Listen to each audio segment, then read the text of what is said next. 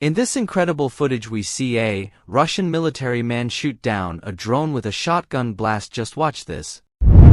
With audio, but not everyone is so lucky, and in this footage we see another Russian military man trying to shoot down the drone with a shotgun but misses all the time. All the drone flies around him, catching the occupier at the moment of reloading the shotgun. The Jones takes a better angle of attack and flies directly towards the unsuccessful hunter, falling directly at his feet. I think you do not need to tell you what the result of such a hit, and on these frames we see a whole slice of incredible footage of impact FPV drones with volumetrically detonating warhead, which is used for robotics on enemy infantry in confined spaces, easily destroying small buildings and burning all living things inside them. Such drones began to be used not only on concentration of infantry or expensive equipment, but also on people walking separately, which makes service on the front lines simply unbearable and extremely dangerous. The survival rate of infantry became even lower after the emergence of a huge number of such